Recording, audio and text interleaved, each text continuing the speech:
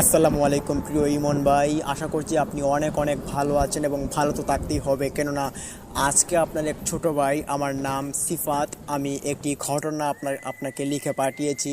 আমার এই ঘটনাটি শতভাগ সত্য এবং এই ঘটনাটি ঘটেছে আমার নিজের সঙ্গেই। তো আমি এই ঘটনাটি নিজের হাতেই লিখেছি, একটি ইমেল স্টোরি। ইমেলটি লিখতে আমার অনেক জায়গায় অনেক ভুল হয়েছে, ভুল ত্রুটিগুলো আপনি ক্ষমা সুন্দর দৃষ্টিতে দেখবেন। তো চলুন এবার আমার এই ঘটনায় চলে যাওয়া যাক। ঘটনাটি যখন আমার সঙ্গে ঘটে তখনকার সময় ছিল 2013 সাল। এই 2013 সালের মধ্যে আমি একটি চাকরি করতাম, যেটা আমার বাড়ির পাশ দিয়ে একটি কোম্পানি ছিল, যে কোম্পানিটা দুধের কোম্পানি ছিল। আর এই দুধের কোম্পানিটা অনেক অনেক দোকানে সেল করতে হতো, আর সেখানেই আমি একটা সেলম্যানের দায়িত্বে একটি চাকরি আমি নিয়েছিলাম। তো ওখানে আমি দোকানে দোকানে অর্ডার কাটতাম এবং অর্ডার কাটার পর পরদিন যারা ডেলিভারি দিত মাল, তো তারা ওখানে গিয়ে তারা ডেলিভারি দিয়ে আসতো। তো ওখান থেকে আমার কোনো সমস্যা হয়নি। তবে এমন একটি ঘোর অন্ধকারের দিন চলে আসে, সে দিনটির কথা মনে হলে আমার চোখ বেয়ে এখনও অশ্রু ঝরে পড়ে। এই দিনটি ছিল শুক্রবার রাত প্রায় 9টা বেজে গেল। আমাদের কোম্পানিটা স্বাভাবিকভাবে যেটা করতো, 6টা কি 7টার সময় আমাদেরকে ছুটি দিয়ে দিত। তো মাঝে মাঝে যদি কোনো দিন আমাদের দরকার পড়তো বা কোনো হিসাব নিকাশ, তো শুক্রবারে কিন্তু আমাদের যে কাজকর্ম এটা কিন্তু থাকতো বন্ধ। তো বন্ধ থাকাতে কিন্তু সারাদিন আমি বাড়িতেই ঘোরাফেরা করছিলাম। তো রাত্রিবেলা হঠাৎই আমাদের ম্যানেজার ফোন দিয়ে বলল যে একটি হিসাবে নাকি গন্ডগোল হয়েছে, তো ওখানে আমার যেতে হবে। তো আমাদের বাড়ি থেকে হিসাবের যে আমাদের কোম্পানি যেটা রয়েছে সেখানে যেতে আমার প্রায় 20 কি 25 মিনিটের মতো সময় লাগে। তো আমার একটা বাড়িতে সাইকেল ছিল, ওই সাইকেলটা দিয়ে আমি প্রায় 7-8 মিনিটের মতো পথ অতিক্রম করে আমি চলে যেতে পারি। তো আমি যখন আমার কোম্পানিতে যাই ম্যানেজারের কাছে, যে ম্যানেজার আমাকে খবর পাঠালো বাড়িতে যে আমাকে যেতে হবে, তো আমি কিন্তু সরাসরি ঘর থেকেই বের হয়ে পড়ি। ঘর থেকে বের হয়ে আমি কোম্পানিতে চলে আসি এবং কোম্পানিতে অনেক রকমের হিসাব নিকাশ করলাম এবং পুরো সপ্তাহের যে হিসাবটা ছিল সেটা হিসাব করার পর আমার ম্যানেজার আমাকে ওনার কাছ থেকে ছাড়লেন। তখন দেখি ঘড়িতে চেয়ে 9টার উপরে বাজে। তখন আমার খুব ভয় লাগছিল, কেননা আমাদের যে এলাকাটা, সেই এলাকাটা মধুপুর নাম। এই মধুপুর গ্রামের যে আশপাশের অবস্থানগুলো, এটা কিন্তু এখনও অনেক ঘন ঝোপঝাড়ে পরিণত হয়ে আছে। তো তখনকার সময় কিন্তু আরও বেশি ঘন ঝোপঝাড় ছিল। তো অ্যাম্বুলেন্স যে যেটা গাড়ি আর কি, যেটা লাশ বহন করে থাকে আর কি, সেই লাশবাহী গাড়িকে নিয়েই কিন্তু আমার উক্ত ঘটনার একটি ভয়ঙ্কর সম্মুখীন হওয়া। আর তখনকার সময়, যেটা আমি 2013 সালের কথা বলছিলাম, সে সময়ের আবহাওয়াটা ছিল শীতের হালকা হালকা অনুভূতি। যখন কুয়াশা হালকা করে পড়তো, পুরোটা আবছা করে চলে যেত পুরো আশপাশ আর কি, তখন হালকা হালকা ঝাপসা দেখা যেত অনেক কিছুই। তো রাত 9টার পর কিন্তু আমাদের এই মধুপুর গ্রামে মানুষজন আসা যাওয়া করে না। তখনকার সময়ের কথা, তো কারেন্টও ছিল না আমাদের গ্রামে। আর কারেন্ট না থাকায় কিন্তু মানুষজন এশার নামাজ পড়তেন এবং পরবর্তীতে ঘুমিয়ে যেতেন। আর আমি তখন সাইকেল নিয়ে আমাদের বাড়িতে যাওয়ার উদ্দেশ্যে রওনা হয়ে পড়ি। তখনই সাইকেল আমি আস্তে আস্তে করে পেডেল পাড়া দিচ্ছিলাম এবং যাচ্ছিলাম। ঠিক তখনই দেখতে পারি আমার সামনে দিয়ে এক বৃদ্ধ লোক, তিনি হাতে একটি সিগারেট জ্বালিয়ে খাচ্ছেন এবং এত জোরে জোরে হাঁটছেন। ওনার হাঁটার এই অস্বাভাবিক কাণ্ডভঙ্গি দেখে আমার বেশ অবাক লাগলো। আর ঠিক তখনই আমি দেখতে পারি ওই বৃদ্ধ লোকটা একটা ঝোপের ভিতরে গিয়ে আড়াল হয়ে পড়ে। আর আমি ওখানে ওনাকে দেখার জন্যই ঝোপের ভিতরে সাইকেলটা দাঁড় করাই। সাইকেলটা দাঁড় করানোর পরই আমার সঙ্গে ঘটে একটি বিরল কাহিনী। আমি সাইকেলটা দাঁড় করিয়ে যখন আমি সাইকেল থেকে পাটা মাটিতে রাখলাম, তখনই আমি দেখতে পারি আমি একটি বিশাল দেহি একটি রাস্তার মধ্যে আমি চলে এসেছি। কিন্তু এই রাস্তাটা আমি কোনোদিন দেখিনি এবং কোনোদিন চিনিও নি রাস্তাটি। আমার এই গ্রামের ভেতরে যদি এরকম কোনো রাস্তা থাকতো, আর যেহেতু আমি একটা সেলম্যান ছিলাম, আর সেলম্যানের দায়িত্ব কিন্তু পুরো গ্রাম ঘুরে তারপর সেলম্যানের দায়িত্ব পালন করা। আর আমার চোখে এতদিনে কিন্তু এরকম রাস্তা আমাদের গ্রামে পড়েনি, যদিও 50, 60, 70 কিলোমিটারের ভিতরে কিন্তু আমি এরকম রাস্তা আমি দেখিনি। তো এই রাস্তা দেখেই কিন্তু আমার মাথাটা একটা ঘোরান খেলো, আমার মাথা ঘুরছে এবং ভাবছিলাম ওখানে দাঁড়িয়ে দাঁড়িয়ে কী ব্যাপার, আমি এখানে চলে আসলাম কি করে। আমার সাইকেলটাকে শক্ত করে ধরে আমি ভাবলাম এখান থেকে জোরে চলে যেতে হবে। সাইকেলে উঠেই যখন আমি আবার প্যাডেল পাড়া দিব তখনই দেখতে পারি আমার পেছন থেকে একটি লাইটের আলো ঝমকা ঝমকা করে আমার দিকে বয়ে আসছে। খুব দূর থেকে দেখে মনে হচ্ছে এটি একটি অ্যাম্বুলেন্সের লাইট ঝমকাচ্ছে। কিন্তু আমাদের এই গ্রামে এত রাতে অ্যাম্বুলেন্স আসবে এটা তো আমার জানা ছিল না, আর এরকম তো হয় না। আমাদের গ্রামে কিন্তু সচরাচর অ্যাম্বুলেন্স নিয়ে আসা হতো না। মানুষের যদি কোনো রকমের বিপদ বা মানুষের কোনো অসুস্থতা যদি হতো তাহলে তাদেরকে ভ্যান গাড়ি করে বা অন্য কোনো বাহন দিয়ে তাদেরকে হাসপাতালে নিয়ে যাওয়া হতো, কিন্তু অ্যাম্বুলেন্স নিয়ে আসা হতো না। আর অ্যাম্বুলেন্স যদি নিয়ে আসা হতো তাহলে এটা অন্য কোনো ক্ষেত্রে নিয়ে আসা হতো। তো অ্যাম্বুলেন্স দেখে আমার বেশ অবাক লাগলো মনে। আর তখনই অ্যাম্বুলেন্স দেখার জন্য একটা মনে স্বাদ জাগে, কারণ আমাদের বাড়ি ছিল হাসপাতাল থেকে অনেক অনেক দূরে। আমাদের বাড়ি থেকে হাসপাতাল মনে হয় যুগের পর যুগ চলে গেলেও আমাদের তখনকার সময় আর কি যাওয়া হতো না যদি কেউ বড় রকমের অসুস্থতা বা অসুস্থ না হতেন। তো অ্যাম্বুলেন্সের ঝলকা আলো দেখেই কিন্তু আমি ওখানে দাঁড়িয়ে পড়ি, সাইকেলে প্যাডেল পাড়াটাও আমি বন্ধ করে দিই। অ্যাম্বুলেন্স আসছে খুব ধীর গতিতে এবং তার হেডলাইটটা হালকা হালকা করে উকি দিচ্ছে আমার দিকে। লাইটের আলোটা ছিল বেশ লাল বর্ণের, তবে এটা একটা ঘোলাটে লাল ছিল, দেখে বেশ বিস্ময়কর এবং রাস্তাটা যেন ঘোলাটে করে দিচ্ছে তার আলোতে। আমি তখন সাইকেলটা এক পাশে নিয়ে দাঁড়িয়ে পড়ি এবং অ্যাম্বুলেন্সের দিকে হা করে তাকিয়ে থাকি। হঠাৎই দেখতে পারি অ্যাম্বুলেন্সটা আমার 20 কদম সামনে দাঁড়িয়েছে। ওখানে একটা পুকুর ছিল, যেই পুকুরটার পাশে একটি নর্দমা ছিল, ওই নর্দমার পাশেই কিন্তু অ্যাম্বুলেন্সটি এসে দাঁড়ায়। আমি ভাবলাম হয়তো এখানে কোনো লাশ নিয়ে যাচ্ছে বা কোনো অসুস্থ রোগীকে এখান দিয়ে নিয়ে যাচ্ছে। তো আমি এইটা দেখার জন্য সাইকেলটা প্যাডেল পাড়া দিই অ্যাম্বুলেন্সের দিকে আমি খুব জোর গতিতে সাইকেল চালিয়ে চলে যাই এবং যখনই আমি অ্যাম্বুলেন্সের সামনে যাই তখনই আমার নাকে একটি অদ্ভুত রকমের বিশ্রী এবং পচা একটি ঘ্রাণ ভেসে আসে, যে ঘ্রাণটি আমি আমার জীবনে কোনো দিন পাইনি শুনতে। আর আমার নাকে এরকম ঘ্রাণ কিন্তু কোনো দিন আমি অনুভব করতে পারিনি, আর এখনও এটা আমি অনুভব করতে পারি না। আর এরকম ঘ্রাণ আমার নাকে এখনও পড়ে না। এই গন্ধটা যখন আমার নাকে আসে তখনই আমার মাথাটা একটা ঘুরান খেয়ে পড়ে এবং তখনই আমি হুট করে অ্যাম্বুলেন্সের দিকে তাকালাম। তখন তাকিয়ে দেখতে পারি অ্যাম্বুলেন্সের জানালা যে ছিল, ছোট জানালা, ওই জানালার পাশ দিয়ে একটি মহিলার হাত বেরিয়ে আছে। মহিলাটির হাত থেকে রক্তের ফোঁটা টপ টপ করে রাস্তায় পড়ছে। রাস্তাটা ছিল মাটির। এই মহিলার হাত থেকে রক্ত পড়া দেখে আমার বেশ ভয় লাগলো, যদিও চাঁদের আলো ছিল, তারপর অ্যাম্বুলেন্সের লাইটের কিছুটা আলো ছিল, সেই আলোতে আমি দেখতে পারছিলাম এই অবস্থা। তো আমি এই অবস্থা দেখে ভাবলাম হয়তো অ্যাম্বুলেন্সের রোগী হতে পারে এটা।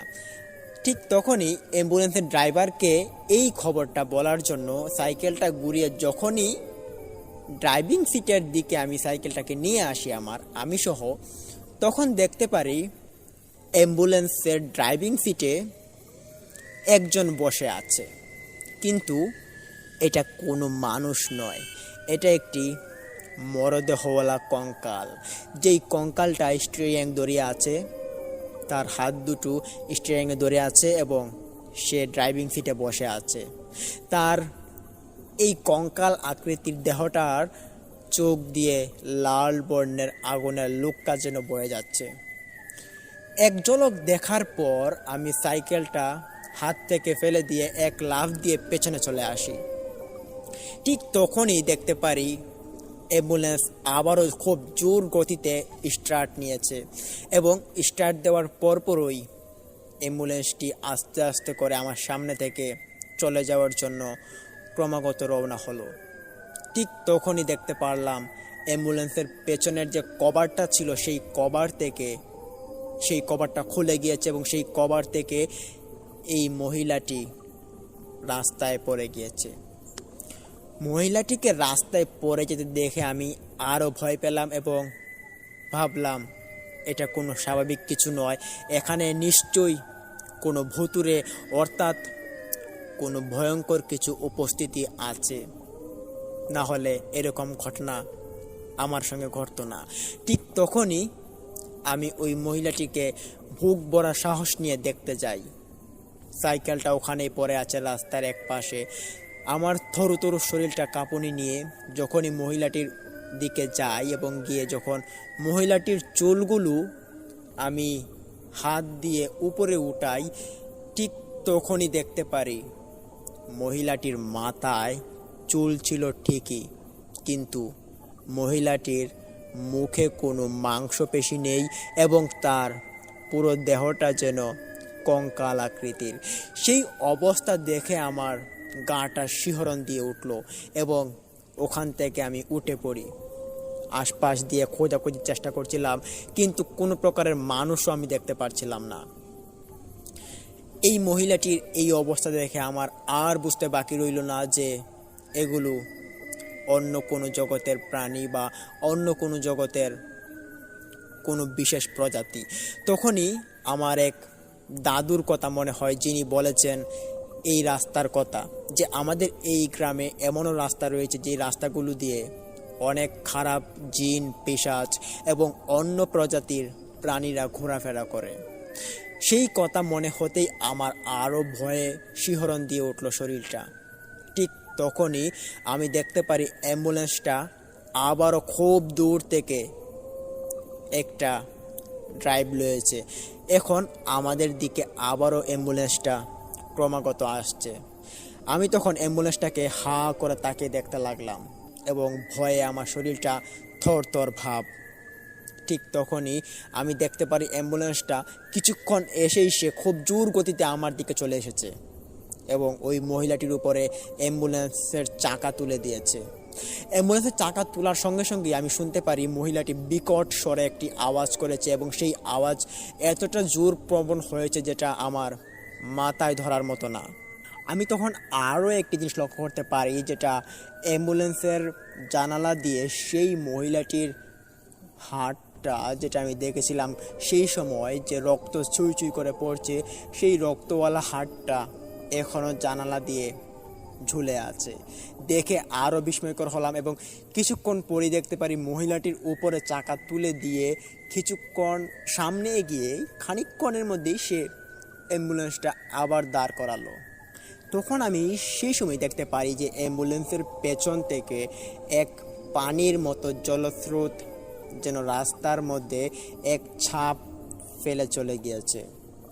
অ্যাম্বুলেন্সের পেছনের লাইটের আলো এবং চাঁদের আলোতে আমি যতটুকু দেখতে পেয়েছি সেটা কোনো পানির দাগ নয়, এটি একটি মারাত্মক রক্তের দাগ। এটা কি রক্তের দাগ নাকি অন্য কিছু সেটা আমি বিশ্বাস বা বোঝার জন্য আমি এটাকে হাতে নেই।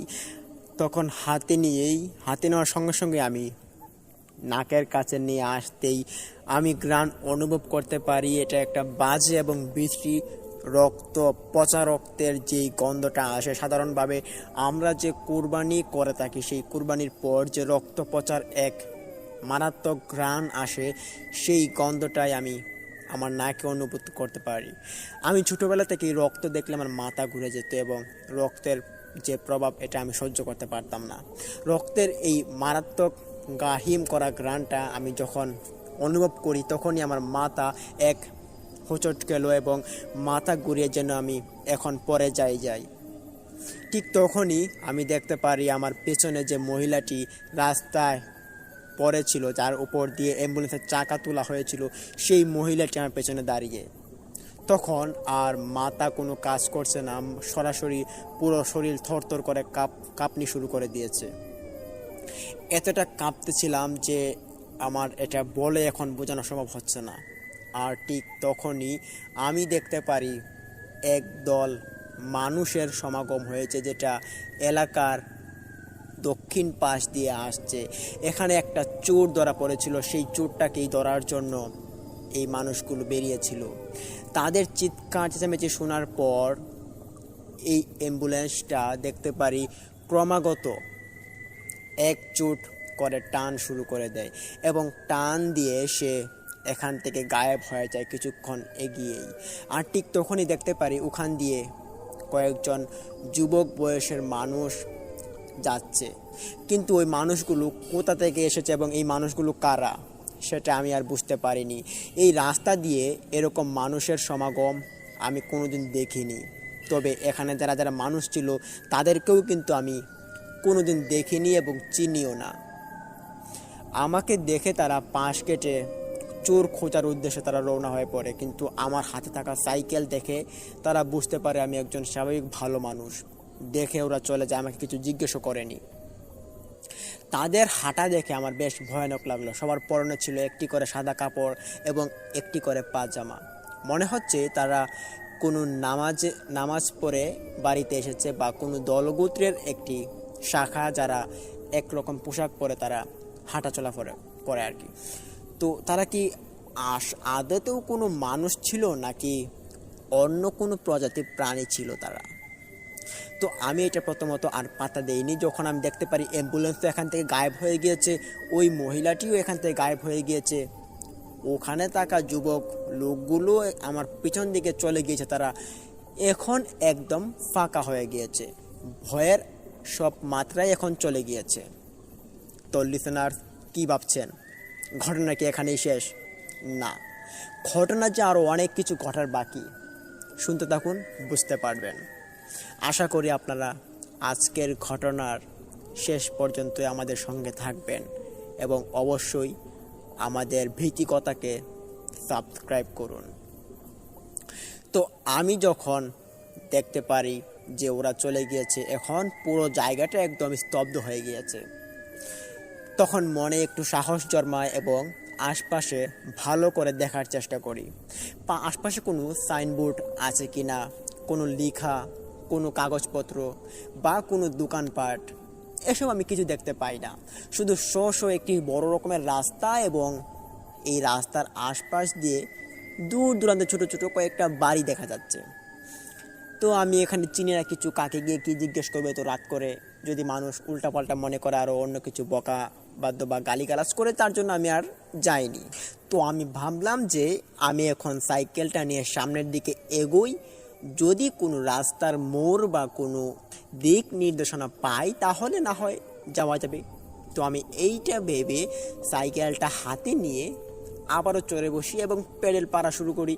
তখন আমি দেখতে পারি সামনে একটি ছোট্ট মোমবাতির আলো জ্বলছে এবং দেখে মনে হচ্ছে ওখানে 3-4 রাস্তার মোড় হয়তো অবস্থিত আছে। তো আমি ওখানে এটা দেখার পর আমি খুব জোরে সাইকেল চালাই এবং সাইকেল দিয়ে আমি মোড়ে চলে যাই। মোড়ে গিয়ে দেখতে পারি এখানে একটি বড় রকমের মোমবাতি জ্বালানো আছে এবং তার ঠিক পাশে একটি মুরগি পোড়া এবং তার সঙ্গে কিছু বিরিয়ানি এবং তার সঙ্গে অনেক রকমের গরুর মাংস, মুরগির মাংস এবং অনেক কিছু খাবারের আইটেম একটি কলা পাতার উপরে বিছিয়ে দিয়েছে কোনো এক ব্যক্তি।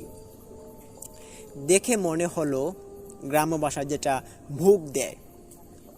আমরা জানি যে গ্রামের মধ্যে যদি কোনো রকমের কবিরাজি তান্ত্রিক বা কোনো কবিরাজি ওষুধপত্র ব্যবহৃত হয়, তাহলে কবিরাজরা যেটা বলেন যে ভোগ দেওয়ার জন্য, যেমন এটা এই গরুর মাংস, তারপর মুরগি, এগুলো দিয়ে 3 রাস্তা কি 4 রাস্তার মোড়ে ভোগ দিতে হয়।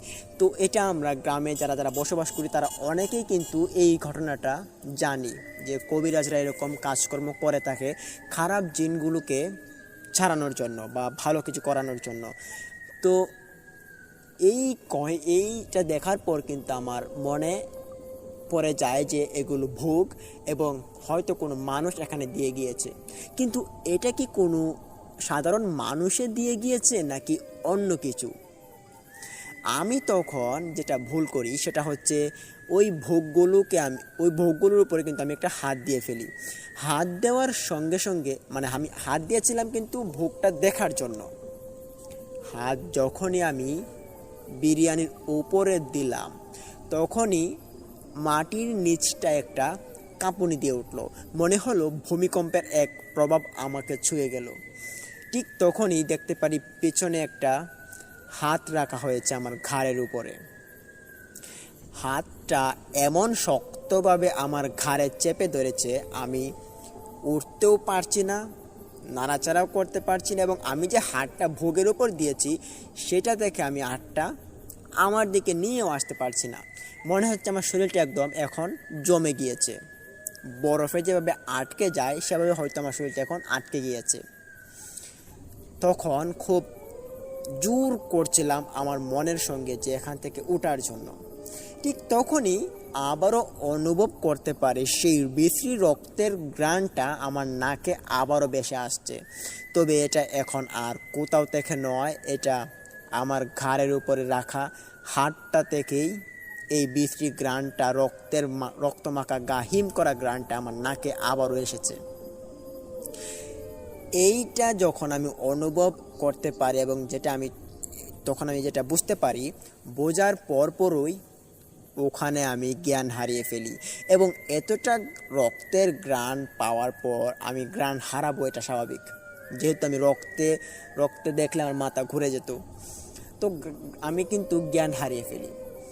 জ্ঞান হারিয়ে ফেলার পর এখানে কি হয়েছে এই আধা ঘন্টার ভেতরে এটা আমার জানার বাইরে। আধা ঘন্টা পর আমি শুনতে পারি আশপাশে কেমন জানি খোল মিটিংয়ের মতো একটি ভয়ঙ্কর আওয়াজ আমার কানে ভেসে আসছে। তখন আমার চোখটা আবারও খুলে যায়। চোখ খোলার পর দেখতে পারি আমি যেখানে জ্ঞান হারিয়ে পড়েছিলাম সেখানেই পড়ে আছি। তবে এখন এই পরিবেশটা বেশ অন্যরকম হয়ে গিয়েছে। আমি তখন দেখেছিলাম এখানে একটি রাস্তার মোড়ে একটি মোমবাতি ছিল, এখানে একটি ভোগ ছিল, যেই ভোগের মধ্যে ছিল গরুর মাংস, বিরিয়ানি এবং মুরগির মাংস এবং আরও অন্য রকমের আইটেম ছিল। কিন্তু জ্ঞান ফেরার পর দেখতে পারি আশপাশে অনেক অনেক মানুষের সমাগম হয়েছে। না, এদেরকে মানুষ বললে ঠিক হবে না, এগুলো অন্য প্রজাতির প্রাণী এখানে সৃষ্টি হয়েছে, যেই প্রাণীগুলোকে আমি আমার জীবনে কখনো দেখিনি। এরা দেখতে বেশ মানুষের মতো, কালো কাপড় পরিহিত এবং এদের চুলগুলো বেশ উস্কো খুস্কো মাটিতে ছুঁয়ে ছুঁয়ে যাচ্ছে এবং তাদের হাতের নখগুলো দেখা যাচ্ছে স্পষ্ট, খুব বড় বড় চাঁদের ফসফটা আলোতে। দেখে আমার মুখ থেকে চিৎকার দেওয়ার জন্য আমি উতলা হই, কিন্তু গলা দিয়ে কোনো রকমের আওয়াজ কিন্তু আমি বের করতে পারিনি। আর ওখানেই কিন্তু আমি ওখানে পড়ে থাকি। আর আমার পড়ে থাকাটা ওখানে কয়েকজন প্রাণী আকৃতির মানুষ আমাকে হয়তো দেখছে এবং আমার আশপাশ দিয়ে ঘুরছে, আমি এটা অনুভব করতে পারি। মনের ভিতরে সাহস জমা করে নিয়ে আমি ওখানে ঘুমানোর বান ধরে শুয়ে থাকি, তারা যাতে মনে করে আমি এখানে অজ্ঞান হয়ে পড়ে আছি। খানিকক্ষণ পরই আমি দেখতে পারি একটা হাত এসে আমার পায়ের উপরে পড়েছে এবং সেই হাতটা আমাকে ক্রমাগত টান শুরু করে দিয়েছে। ওই হাতটা এতটা ধারালো ছিল এবং এতটা বিশ্রী ছিল যেটা আমার পায়ে ধরার পর আমি অনুভব করতে পারি আমার পাটা একদম ভিজে গিয়েছে এবং পাটা মনে হচ্ছে কেটে গিয়েছে, কাটা কাটা দাগ, যেভাবে যদি শরীরে এসে বিঁধে যায় বা শরীরে আঘাত করে, এরকম একটি আঘাত আমার পায়ের মধ্যে হয়েছে। আঘাতটা যখন আমি পাই তখন আমি একটা চিৎকার দিয়ে উঠি, আর সেই চিৎকার দেওয়ার পরপরই আমি দেখতে পারি যে আমার আশপাশে যত অবয়ব ছিল এবং ওখানে যে আমার পাটা ধরে যে টান ছিল তারা সহ সবাই এখান থেকে নিমিষের ভিতরে উধাও হয়ে গিয়েছে। তাদের এই অস্বাভাবিক উদাও হওয়া দেখে আমার শরীর আরও তরু করে কাঁপতেছিল। আমার পুরোটা শরীর কাঁপনিওয়ালা শরীরটাকে নিয়ে আমি আস্তে আস্তে করে উঠে দাঁড়ানোর পর আমার মনে হচ্ছে আমি এখন এক কদম পাও আর এগোতে পারবো না, এখানেই পড়ে থাকতে হবে এবং এখানে পরে থেকেই আমার আজকের রাতটা কাটিয়ে দিতে হবে, কেননা শরীরে এক ফুটা আমি শক্তি পাচ্ছিলাম না। ঠিক তখনই আমার চোখ যায় আমার পায়ের দিকে, পায়ের গোড়ালি যেখানে থাকে ওখানের দিকে আমার চোখ যায়। দেখতে পারি আমার পাটা ভীষণভাবে কেটে গিয়েছে এবং কাটা কাটা দাগওয়ালা যুক্ত বর্ণ আমার পায়ের মধ্যে এক বিশ্রীভাবে আঘাত করে চলে গিয়েছে। আর সেখান থেকে বেরিয়ে আসছে সেই গাহিম করা দুর্গন্ধওয়ালা রক্ত, সেটি আমার নাকে ভেসে আসছে। বেশ বাজে একটি পরিস্থিতি। আমি তখন আশপাশে খোঁজাখুঁজির চেষ্টা করছি কোনো পুকুর বা কোনো ঘাট পাই কিনা, কিন্তু কোনো পুকুর এবং কোনো ঘাট নেই। যেহেতু এটি একটি অচেনা জায়গা এবং এই রাস্তা আমি আমার জীবনে কখনো দেখিনি, তো ভাবতে ভাবতে আমি হঠাৎই এক অরণ্যে হারিয়ে যাই। আমি তখন আবারও সেন্সলেস হয়ে যাই। তখনই আমি স্বপ্নে দেখেছিলাম যে আমার সামনে কয়েকটা ছায়ামূর্তি মানব উদয় হয়েছে এবং তারা এসে বলছে যে এখান থেকে চলে যাও, আমরা এখানে বিচরণ করব, আমাদের রাতটাকে নষ্ট করে দিও না, এখান থেকে চলে যাও, না হলে তোমার খুব ক্ষতি করে ফেলবো। সেটা স্বপ্ন ছিল কিনা সামনাসামনি এসে বলেছিল সেটা আমি অনুভব করতে পারিনি। আমি তখন আবারও লাফিয়ে উঠে পড়ি রাস্তা থেকে। শরীরে কিন্তু এক ফোঁটাও শক্তি নেই। রাস্তা থেকে আমি উঠে আশপাশে খোঁজাখুঁজির চেষ্টা করি, কিন্তু তখনও দেখতে পারি যে রাত এখনও কাটেনি। রাতের আধার এখনও নিমজ্জিত হয়ে আছে গভীর অন্ধকারে।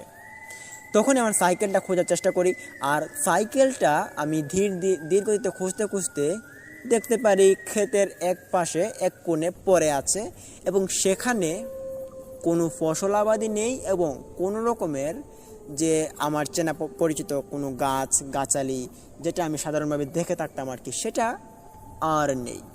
এখানে যে কয়টা গাছপালা আমি দেখেছি সেই কয়টা গাছপালা কিন্তু একটাও আমার চেনার মতো না, সবগুলো অচেনা গাছপালা। তো এই ভয়ঙ্কর পরিস্থিতি, ভয়ঙ্কর জায়গার সম্মুখীন হয়ে আমি যে টিকেছিলাম সেটাই তো অনেক বেশি ছিল। আর এদিকে আমি দেখতে পারি আমার সাইকেলটা ধরে অন্য কেউ একজন টান শুরু করেছে। মনে হচ্ছে কোনো এক মানব আকৃতির বিশেষ কেউ সে আমার সাইকেলটা নিয়ে যাওয়ার জন্য প্রাণগত চেষ্টা করছে, কিন্তু সাইকেলটা সে নাড়াতে অসক্ষম। আস্তে আস্তে করে সাইকেলটাকে সে নিচের দিকে টানছে। মনের ভিতরে এক প্রকার জোর নিয়ে একটা দৌড় দিই সাইকেলের দিকে। যেহেতু তখন আমি এক যুবক বয়সী ছিলাম, তো যুবক থাকাতে শরীরের শক্তি কিন্তু পুরোটা একদম নিঃশেষ কিন্তু হয়ে যায়নি। তো আমি সাইকেলের নিকট যাই। সাইকেলের নিকট গিয়ে যখন আমি সাইকেলটাকে হাত ধরি, সাইকেলের মধ্যে যখন আমি হাত রাখি সাইকেলটা তোলার জন্য, তখনই এক অদ্ভুত প্রকার শক খেলাম আমি আমার সারা শরীরে। এক শক খেয়ে আমি পেছনে ছিটকে পড়ে যাই এবং তখনই দেখতে পারি যে আমার সামনে উদয় হয়েছে এক কালো মানব পিশাচ, যেটা আমার সাইকেল ধরে টানছিল এতক্ষণ। দেখতে পেরে বেশ অবাক চিত্তরে চিৎকার দেওয়ার চেষ্টা করি, কিন্তু চিৎকার যে আর গলাতে নেই, কথা বলার শক্তিটাও আর গলাতে নেই। তখনই আমি দেখতে পারি সে আমার সাইকেল ক্রমাগত টেনে নিয়ে হিচড়ে নিয়ে যাচ্ছে জঙ্গলের দিকে। আমি তখন তার পেছন ধাওয়া করি আস্তে আস্তে করে। আমার শরীরে যদি এক প্রকার শক্তিও থাকতো তাহলে কিন্তু সাইকেলটাকে আমি টান দিয়ে রেখে দিতে পারতাম, কেননা এই রাতের গভীরে আমি আমার সাইকেল ছাড়া যে পুরোটা অসহায় সেটাও কিন্তু আমার মাথায় ছিল। সাইকেল আমার যে করেই হোক নিতে হবে, মনের ভিতরে এক প্রকার জেদ বাঁধলাম এবং ওই যে কালো আকৃতির মানব আকৃতির পিশাচটা, সেটার পিছনে আমি ছুটার চেষ্টা করি। হাঁটতে হাঁটতে মানব আকৃতির পিশাচটার আমি প্রায় ধরি এমন একটা অবস্থা, কিন্তু সাইকেলে যে আমি আবার হাত দেবো সেটার কিন্তু আমি কোনো রকম শক্তিও খুঁজে পাচ্ছি না যে সাইকেলটাকে আমি হাত দিয়ে তার কাছ থেকে নিয়ে চলে আসি।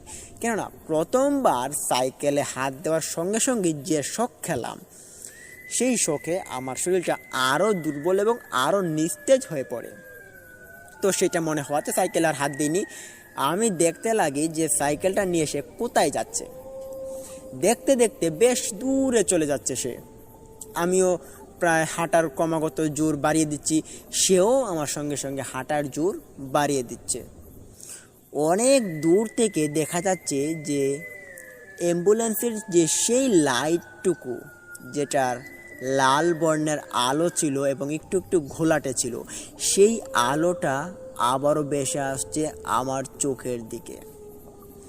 দেখতে পেরে আর অচেনার বাকি রইল না, চিনে গেলাম যে এটা সেই লাশবাহী গাড়ি অ্যাম্বুলেন্স, যেটা কিনা আমি আগেও দেখেছিলাম আজকে রাতেই। তো দেখার পর আগের কথাগুলো মনে হয়ে পড়ে, আর ঠিক তখনই আরও ভয় জন্মায়। ভাবলাম যে এখন আমি কি করব। সাইকেলও আমার হাতে নেই, বাড়িও আমি চিনি না, এই অচেনা রাস্তায় অচেনা রাজ্যে এসে আমি এখন কি করব। তখনই আমি দেখতে পারি যে ওই অ্যাম্বুলেন্সের পাশে অনেক অনেক মানুষের সমাগম হয়েছে। যেই মানুষগুলোকে আমি দেখেছিলাম ওখানে, যেখানে ভোগ ছিল অনেক, সেই ভোগগুলোর যে খাচ্ছিল যারা মানুষগুলো, এগুলো মানুষ নয়, এগুলো পিশাচ অবয়ব, সেই অবয়বগুলোই এখানে উপস্থিত রয়েছে। তাদের পরনে বেশ কালো কাপড় এবং চুলগুলো উস্কো লম্বা লম্বা।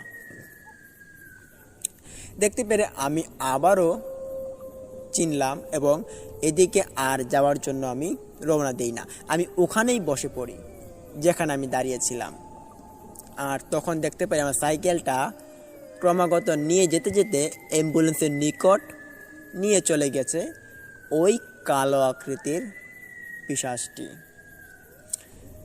তখন আমি আস্তে আস্তে করে হাঁটছিলাম সাইকেলটাকে নিয়ে আসার জন্য, কেননা তখন আমি দূর থেকে দেখছিলাম যে ওখানে আর কোনো রকমের উপস্থিতি, কোনো পিশাচ বা কোনো অবয়ব আর নেই। ভাবলাম হয়তো তারা অন্য কোথাও চলে গিয়েছে বা ঘুমাতে গিয়েছে। সাইকেলের নিকট যাই। সাইকেলের নিকট যাওয়ার সময় আমি শুনতে পাই অ্যাম্বুলেন্সের ভেতর থেকে এক ছোট্ট বাচ্চার কান্নার আওয়াজ ভেসে আসছে। সেই কান্নাটার সঙ্গে ভেসে আসছে সে এক মৃত ছায়া এবং এক অদ্ভুত দুঃখময়ী এক দুর্দশার স্ম্লাং আমার কানে ভেসে আসে। তখন আমি কান্নাটা শুনতে পেরে আর দাঁড়িয়ে থাকতে পারি না। আমি তখন অ্যাম্বুলেন্সের নিকট চলে যাই। অ্যাম্বুলেন্সের নিকট গিয়ে আমি খোঁজাখুঁজির চেষ্টা করি মেয়েটা কোথা থেকে কান্না করছে এবং এই মেয়েটা কে। ছোট্ট একটি বাচ্চা মেয়ের কণ্ঠের আওয়াজ। এই মেয়েটা এভাবে কান্না করাটা তো এখানে ঠিক নয়। তখন আমি খোঁজাখুঁজির চেষ্টা করছি, কিন্তু শরীরে কিন্তু আমার এক ফোঁটাও শক্তি পাচ্ছিলাম না।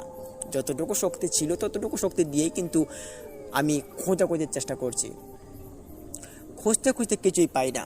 অ্যাম্বুলেন্সটা তালাবদ্ধ এবং আশপাশে লাল লাল লাইটের হালকা হালকা ফিসফিসানি আলোতে আমি খোঁজাখুঁজির চেষ্টা করি, কিন্তু পাইনি। এবং শুনতে পাই অ্যাম্বুলেন্সের ভেতর থেকেই এই কান্নাটির আওয়াজ ভেসে আসছে। অ্যাম্বুলেন্সের কাঁচগুলোর জানালাগুলো লাগানো সত্ত্বে আওয়াজটা একটু কম জোরে ভেসে আসছে এবং আমি ওখান থেকে চলে আসার চেষ্টা করি, কিন্তু আমি বুঝতে পারি যে এখানে কোনো কিছুই ভালো না। এখানে যা ঘটছে, যা ঘটেছে সব কিছুই খারাপ এবং সব কিছুই এক মারাত্মক পরিস্থিতি ঘটেছে। আমি এটা বুঝতে পারি এবং বুঝতে পেরে এখানে যা কিছুই হোক আমি এটা আর পাত্তা দিইনি। আমি আমার সাইকেলটা হাতে নেই, কিন্তু তখনকার আর আগের মতো আর শক করেনি। তখন স্বাভাবিক ছিল সাইকেল হাতে নিয়ে পেডেলটা আবারও পাড়া দিতে লাগলাম। তখনই শুনতে পারি সেই ছোটো বাচ্চাটির কান্নার আওয়াজ আরও বিকট শব্দে আমার কানে এসে পৌঁছাচ্ছে। তখন মনে হচ্ছে জানালা একটা খোলা। আর কিছু দূর এসে আমি দেখতে পারি সেই ভয়ঙ্কর হাত, যেটা এক মহিলার হাত ছিল, রক্ত চুই চুই করে পড়ছে অ্যাম্বুলেন্সের সেই লাল লাল একটু আলোতে দেখা যাচ্ছে তার হাত থেকে কিছু একটা পড়ছে পানির মতো, তবে এটা রক্ত, আমি এটা বুঝতে পারি। আর এটা দেখার পর আমার গাটা আবারও শিউরে ওঠে, গায়ে কাটা দিয়ে উঠলো সেই মহিলাটির হাত আবারও দেখার পর। তখন সাইকেল নিয়ে আর এক মুহূর্তও দাঁড়ানো নয়, আমি আস্তে আস্তে করে পেডেল পারতে পারতে এগোচ্ছিলাম। ঠিক তখনই দেখতে পারি অ্যাম্বুলেন্সটা আবারও স্টার্ট নিয়েছে। অ্যাম্বুলেন্সটা স্টার্ট নিতে নিতে সে আমার পিছন পিছন ধাওয়া করা শুরু করে দিয়েছে। তার এই ধাওয়াতে আমার পুরো শরীরটা শিউরে উঠে এবং এতটাই আমি ঘাবড়ে গিয়েছি যে তখন আমি সাইকেল থেকেই পড়ে যাই মাটিতে পড়ে যাওয়ার সঙ্গে সঙ্গেই আমি দেখতে পারি অ্যাম্বুলেন্সটাও দাঁড়িয়ে গিয়েছে আমার পেছনে। আর সেখানে দেখা যাচ্ছে এক অদ্ভুতময়ী এক কঙ্কাল আকৃতির পিশাচের মতো এক অবয়ব, যেটি আমার সামনে এসে দাঁড়িয়ে অদ্ভুত কণ্ঠস্বরে সে আমাকে কি যেন বলল ফিস ফিস করে, কিন্তু তার কথা বুঝতে না পারায় আমি ওখানেই হা করে তাকিয়ে এবং সে রাগান্বিত হলো, এটা আমার কাছে মনে হলো। সে যে রাগান্বিত হয়ে সে আবারও অ্যাম্বুলেন্সের ভেতর প্রবেশ করে এবং ওখানে অ্যাম্বুলেন্সটাকে নিয়ে সে রওনা করে অন্যদিকে যখন সে চলে যায়, তারপরে কিন্তু সে আর এদিকে আসেনি। তখনই আমার মনের ভেতরে একটি শান্তির প্রশ্বাস চলে আসে এবং মনের জোর নিয়ে আমি সাইকেল চালাতে শুরু করি। কিন্তু সাইকেল চালিয়ে আমি যাবই কত দূর? খানিকক্ষণ এগিয়ে আমি যেখানে ভোগগুলো দেখেছিলাম সেই পর্যন্ত এগিয়ে আমি মাটিতে পড়ে যাই সাইকেলটা নিয়ে। মাটিতে পড়ে যাওয়ার সঙ্গে সঙ্গে আমি দেখতে পারি ওখানে এক অদ্ভুতময়ী এক লোকের সৃষ্টি হয়েছে, যে লোক দেখতে খুব বয়স্ক ছিল এবং তার পুরো লেবাসটাই ছিল এক ভালো মানুষের মতো। সে এসে বলছে, এই ছেলে, তুমি এখানে কেন এসেছো? আর এখানে তোমাকে কে আসতে বলেছে? তখন আমি বললাম যে আগে চাচা, আমি তো এখানে আসিনি, তবে আমাকে কেউ নিয়ে এসেছে। আমি বাড়ি যাচ্ছিলাম, কিন্তু আমি এখানে আসিনি, আমাকে আপনারা ছেড়ে দিন, আমাকে আপনি বাঁচান। কণ্ঠস্বর খুব মৃদু করে আমি বললাম, কিন্তু লোকটা আমার দিকে হা করে তাকিয়েই রইল। সে আর কোনো রকমের কথা আমাকে বলছে না, কোনো উত্তর আমাকে দিচ্ছে না। আবারও মৃদু কণ্ঠে আবারও তার কাছে আমি সাহায্য চাইলাম। তখন সে বলে যে, শুনো, তুমি এখান থেকে চলে যাও, আর এখানের রহস্যটা তোমার হয়তো অজানা। তুমি সেই জঙ্গলের মধ্যে ওই কালো পিশাচটার উপরে হাত দিয়েছ হয়তো। এখানে কালো পিশাচ বাস করে, এখানে অনেক জিনও বসবাস করে, যে জিনগুলোর উপর যদি কোনো মানুষ অত্যাচার করে বা কোনো মানুষ যদি তাদের উপর টর্চার করে থাকে, তাহলে তাদেরকে নিয়ে চলে আসে আমাদের এইখানে। এটা আমাদের এক অদ্ভুতময়ী এক রাস্তা, যেখানে আমরা বসবাস করি, এখানে আমরা বিচরণ করে থাকি। আর এই রাস্তার খবর কোনো মানব জানে না। এটা একটা অদৃশ্য রাস্তা, যেই রাস্তার মধ্যে আমরা বসবাস করি। এটা কোনো সময় এক জায়গায় থাকে, আবার কোনো সময় আরেক জায়গায় চলে যায়। তখন আমি মৃদু কণ্ঠে আবার বললাম, এখন আমি যাব কি করে? আপনি আমাকে প্লিজ আমার বাড়িতে পৌঁছে দিন। তখনই এই লোকটা আমাকে বলল যে, তুমি তোমার সাইকেলটা নিয়ে পিছনের দিকে সাইকেল চালাতে শুরু করো। এক পর্যায়ে চোখ বন্ধ করে চালাতে হবে খানিকক্ষণ, যাও। লোকটার কথা শুনে আমি আর এক মুহূর্ত দেরি করিনি। সাইকেলটা ঘুরিয়েই আমি খুব জোর গতিতে আমি সাইকেল চালানো শুরু করি, মনে এক প্রকার সাহস নিয়ে, চোখ বন্ধ করে। যদিও মাটির রাস্তা ছিল, অনেক জায়গাতে অনেক সাইকেল হোঁচট খেয়েছে। হোঁচট খাওয়ার এক পর্যায়ে আমি দেখতে পারি আমি এসে পড়ে গিয়েছি এক নর্দমায়। সেই যেই নর্দমা আমাদের বাড়ির পাশেই ছিল, এবং সেই নর্দমার মধ্যে আমি পড়ে যেয়ে আমি আর কিছুই দেখতে পারি না। ওখানে অনেক পানি ছিল এবং অনেক ময়লা ছিল, সেই ময়লাতে আমি পড়ে যাই। আমি ওখান থেকে ঝাপটা দিয়ে ওঠার চেষ্টা করি এবং উঠে দেখতে পারি এখন আমি সব কিছু চিনতে পারছি। আমার কাছে এখন সব কিছু চেনা চেনা লাগছে এবং এগুলো আমার বাড়ির আশপাশের অবস্থান এবং এটা আমার গ্রাম। আমি এটা চিনতে পেরে মনে এক প্রকার শান্তি আসলো। তখন ওখানেই আমি শুয়ে পড়ি রাস্তায় শুয়ে পড়ার পর আমি একবারে ঘুমিয়ে পড়ি এবং ঘুমানোর পর সকালবেলা এখান দিয়ে ফজরের নামাজ পড়তে যাওয়া অনেক লোকজন যাওয়া আসা করে। তখন আমাকে দেখতে পারে অনেক মানুষই, দেখতে পেরে আমার ঘুম ভাঙানোর চেষ্টা করে, কিন্তু আমার ঘুম আর ভাঙেনি। প্রায় 3 দিনের উপরে আমি ঘুমিয়েছিলাম। আমাকে অনেক কবিরাজের কাছে নিয়ে যাওয়া হয়েছে, অনেক ভালো ভালো হুজুর, ইমাম সাহেব আর অনেক রকমের তান্ত্রিকের কাছেও আমাকে নিয়ে যাওয়া হয়েছে। হাসপাতালে চিকিৎসাধীন অবস্থা এবং অন্যান্য চিকিৎসা, যত প্রকার চিকিৎসা থাকে আর কি, সব করা হয়েছে, কিন্তু আমার জ্ঞান তারা ফেরাতে পারেনি 3 দিনের ভিতরে। 3 দিন পর আমার জ্ঞানটা ফিরেছে। জ্ঞান ফেরার পর আমার পরিবারের মুখে হাসিতে পঞ্চমুখ হয়ে গেল। আশপাশের মানুষরাও আমাকে দেখতে এসেছে, অনেক দূর দূরান্ত থেকেও মানুষজন আমাকে দেখতে এসেছে। তখন আমাকে সবাই বলল যে কি ঘটেছে আমার সঙ্গে। তখন তাদেরকে আমি ঘটনাটা খুলে বললাম। আমার ঘটনা শোনার পর সবাই এক ভয়ের আতঙ্কে শিউরে ওঠে। এরপর থেকে সবাই মানা করে যে এই রাস্তা দিয়ে মানুষজন কম আসা যাওয়ার জন্য রাত্রিবেলা। আর এই রাস্তাটাকে এখন আড়ার পার হিসেবে আমরা চিনে থাকি, যেই আড়ার পাড়ের রাস্তা দিয়ে এখন কোনো রকমের বসত বাড়িও কিন্তু নেই। আর সেটা ছিল আমার সঙ্গে ঘটে যাওয়া এক বিরল ঘটনা। আমাদের গ্রামের মধ্যে অনেক মানুষের সঙ্গেই অনেক রকমের ঘটনা ঘটেছে এবং আমাদের এই গ্রামটাতে অনেক আগে থেকেই নাকি ভুতুড়ে ঘটনাগুলো ঘটে থাকতো। অনেক মানুষের সঙ্গেই অনেক মানুষের মৃত্যু হয়েছে, অনেক মানুষের অনেক সমস্যাই হয়েছে। তো আমার এই ঘটনাটি অনেকেই জানে এবং অনেকেই শুনেছে, অনেকেই ভয় পেয়েছে, অনেকেই এই রাস্তা দিয়ে আর যাওয়া আসা করে না।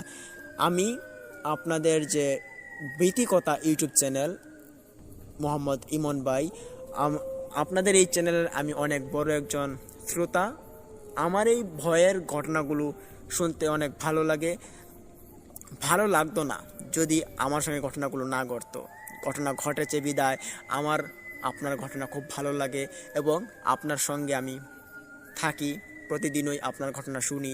আর ভাবলাম যে আমার সঙ্গে ঘটে যাওয়া ঘটনা কেন পড়ে থাকবে, আপনার মাঝে আমি শেয়ার করি। আপনি আপনার শ্রোতাবৃন্দের মাঝে শেয়ার করুন ঘটনাটি কেমন লাগলো। অবশ্যই কমেন্ট করবেন লিসেনার্স, ইমন ভাইয়ের লিসেনার্স যারা যারা আছেন সবাই কমেন্ট করুন এবং আমার ঘটনাটির মন্তব্য করুন। আশা করি ঘটনাটি আপনাদের অনেক শিহরিত করেছে। এটি একটি ভয়ঙ্কর ঘটনা, যেই ঘটনা মনে হলে আমার এখনও আমার চোখ বেয়ে অশ্রু পড়ে। লিসেনার্স, এই ছিল ঘটনা। তো প্রিয় লিসেনার্স, এই ছিল আমাদের ইমেল স্টোরি, যেটি অত্যন্ত ভয়ঙ্কর এবং লোমহর্ষক ঘটনা। এটি একটি লাশবাহী গাড়ির ঘটনা। আমরা জানি যে লাশবাহী গাড়ির ঘটনা অনেক ভয়ঙ্কর হয়ে থাকে এবং এই ঘটনাগুলো যার সঙ্গে ঘটে সেই কিন্তু উপলব্ধি করতে পারে এই ঘটনাটির ভয়াবহতা সম্পর্কে, এটা কতটুকু হতে পারে। তো লিসেনার্স, আমাদের প্রথম ঘটনা এই পর্যন্ত আমরা শেষ করছি। এখন আমরা চলে যাব আমাদের দ্বিতীয় ঘটনায়। আশা করি দ্বিতীয় ঘটনা আপনাদের অনেক অনেক ভালো লাগবে এবং সেই সাথে আপনারা আমাদের ইউটিউব চ্যানেলকে সাবস্ক্রাইব করুন। ঘটনা কেমন লাগলো আপনারা কমেন্টে অবশ্যই বলুন এবং আপনারা কে কোন জেলা থেকে ঘটনা আমাদের শুনছেন। আশা করি আপনারা আমাদের অনেক দূর দূরান্ত থেকে অনেক ভাই বন্ধুরা, অনেক বোনেরা আমাদের ঘটনা শুনেন এবং ঘটনা কেমন হয় সেটা আপনারা বলেন না। আপনারা কোন জেলা থেকে শুনছেন সেটা বলেন না। অবশ্যই আপনারা কোন জেলা থেকে আমাদের সঙ্গে আছেন এবং কোন জেলা থেকে শুনছেন অবশ্যই কমেন্টে বলুন। তো লিসেনার্স, ভিডিওতে লাইক দিন, কমেন্ট করুন, শেয়ার করুন। তো এখন আমরা চলে যাচ্ছি আমাদের দ্বিতীয় ঘটনায়। দ্বিতীয় ঘটনাটি আমাদের সঙ্গে শেয়ার করেছেন আমাদের একজন ভাই। তো উনি ওনার দাদুর মুখ থেকে এই ঘটনাটি শুনেছেন। ঘটনাটি ঘটেছে ওনার দাদুর সঙ্গেই। তো চলুন ওনার ভাষ্যমতে আমরা ঘটনা বলার চেষ্টা করি এবং ঘটনাটি আশা করি শতভাগ শিহরণ জাগানোর মতো। ঘটনাটি যখন ঘটে এটি খুব পুরনো একটি ঘটনা এবং সেই ঘটনাটি ওনার দাদুর সঙ্গে ঘটেছে। আর এই ঘটনাটির সময়কাল ছিল 1985 সালের আগের দিকে। এটি বাংলাদেশ স্বাধীন হওয়ার 10-12 বছর পরে এই ঘটনা ঘটেছে ওনার মতে। উনি একদিন ঘাটে যাচ্ছিলেন।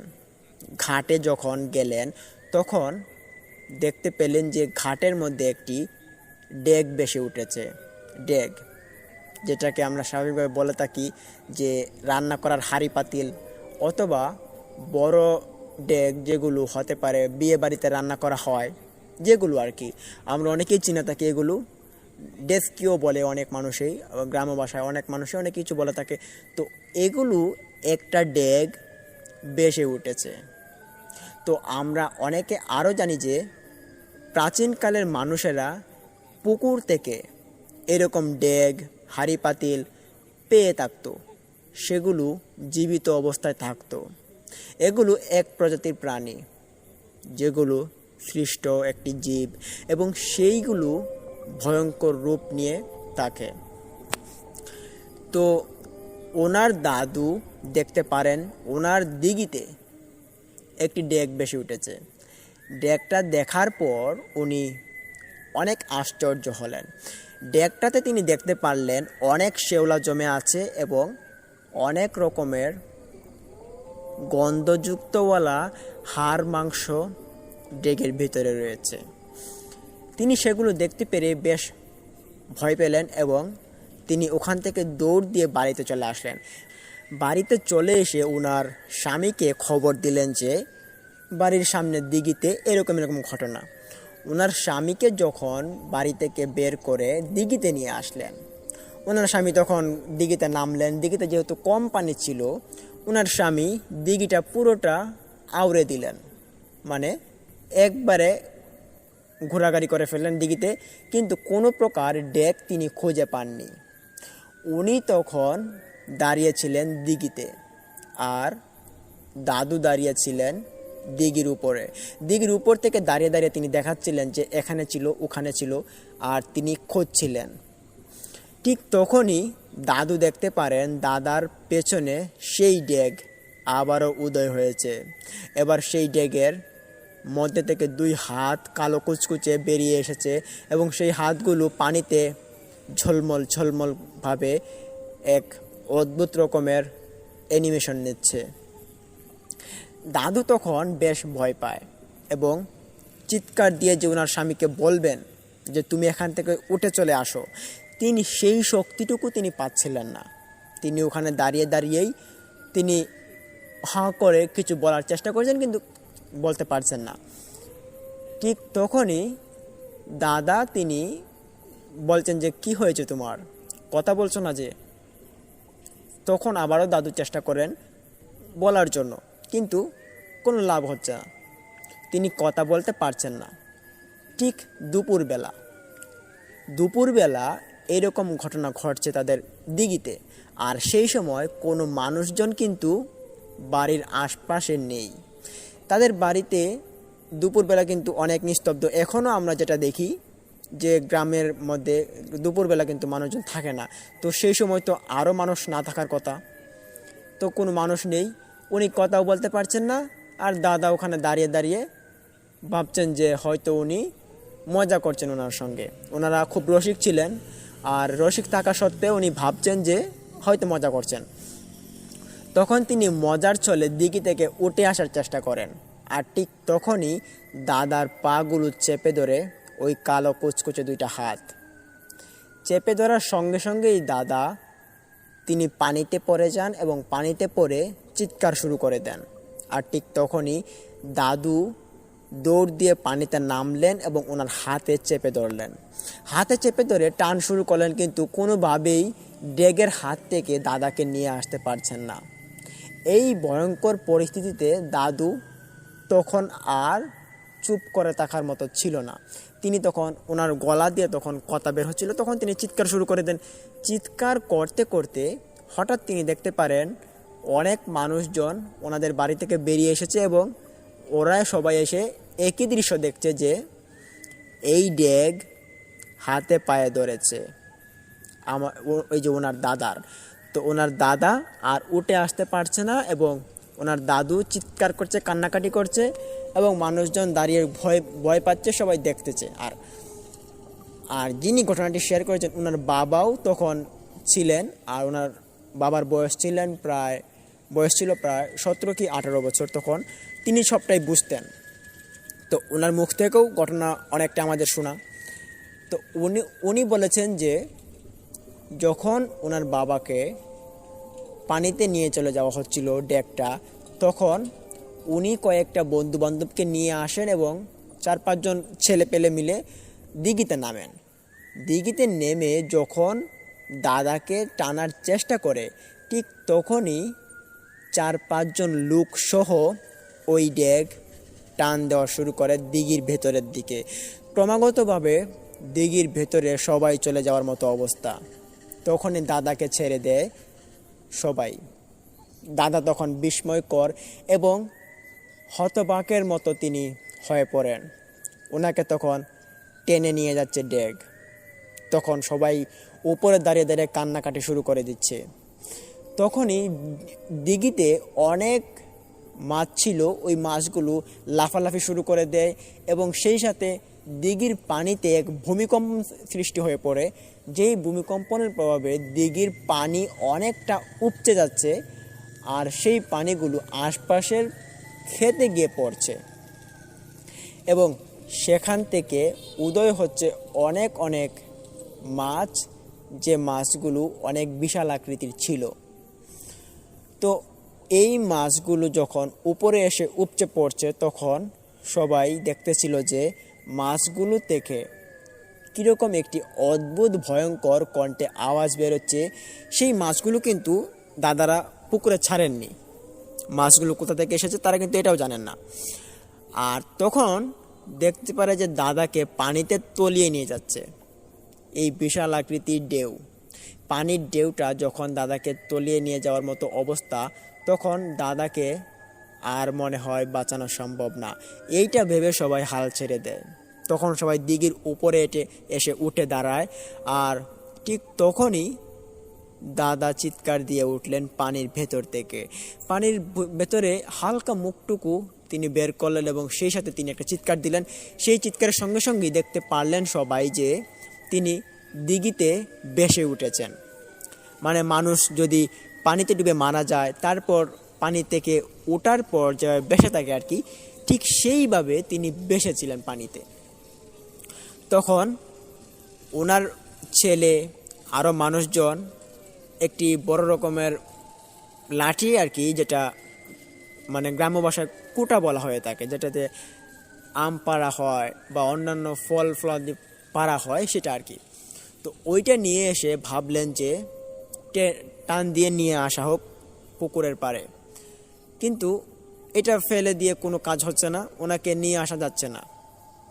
তখন সাহস করে ওখানে থাকা ওনার ভাই এবং ওনার চাচা একজন, মানে ওনার দাদার ভাই এবং দাদার চাচা 3-4 জন মিলে দিঘিতে সাহস করে নামেন এবং গিয়ে দেখতে পারেন যে ওনার সঙ্গে এখন আর কোনো রকমের অবয়ব বা কোনো ডেগের অবস্থিত নেই এবং তিনি এখন মুক্ত আছেন, কেউ ধরে টানছে না। ওনাকে তখন জোরক্রমে দিঘির উপরে নিয়ে আসা হয়। আর ঠিক তখনই ওনাকে দিঘির উপরে শোয়ানো হয়। শুয়ে দেখতে পারে যে ওনার শ্বাস নিঃশ্বাস এখনও চলছে, উনি বেঁচে আছেন দেখে সবাই খুশি হলেন এবং ওনার পেট থেকে পানি বার করার চেষ্টা করেন সবাই এবং ওনাকে চিকিৎসা দেওয়ার জন্য অনেকে উতলা হয়ে আছেন এবং সঙ্গে পাশের গ্রাম থেকে অনেক মানুষজনও দেখতে এসেছে ওনাকে। সবার ট্রিটমেন্টে ওনার পেট থেকে সব পানিগুলো বেরিয়ে আসে। পানি বেরিয়ে আসার খানিকক্ষণ পর সবাই ওনার শরীরটা চেক দেওয়ার চেষ্টা করে। ওনার শরীর চেক দিয়ে যা যা দেখতে পারে, ওনার পায়ে আঙুলের ছাপ, হাঁটুর উপরে আঙুলের ছাপ, ওনার পিঠে আঙুলের ছাপ, পেটে আঙুলের ছাপ, ওনার পুরোটা শরীরে 3-4টা করে আঙুলের ছাপ বেশে আছে। সম্ভবত ওই ডেগের হাত, কালো কুচকুচে হাত যেটা ওনাকে টেনেছেন, যেই হাতগুলো দিয়ে টেনেছেন সেই হাতের ছাপ বলেই সবাই বুঝে থাকে। তবে আদৌ তো কি এই ডেগের হাতের ছাপ ছিল নাকি অন্য কিছু, এটা একটা রহস্যময় একটি ঘটনা হিসেবে থাকে ওদের কাছে। আর এই ঘটনাটি যখন ঘটে ওনাদের সঙ্গে, তখন ওনারা ছিলেন খুব গরিব এবং খুব দুর্বল একটি ফ্যামিলির, যার কারণে ওনাদের অনেক কষ্ট হয়েছিল এইটা থেকে ওঠার জন্য। মানে ওনার স্বামী যখন অসুস্থ হয়ে পড়েছিল তখন তার কোনো কাজকর্ম করতে পারেনি, আর তখন তাদের অনেক কষ্ট হয়েছিল, সেটা উনি বলেন।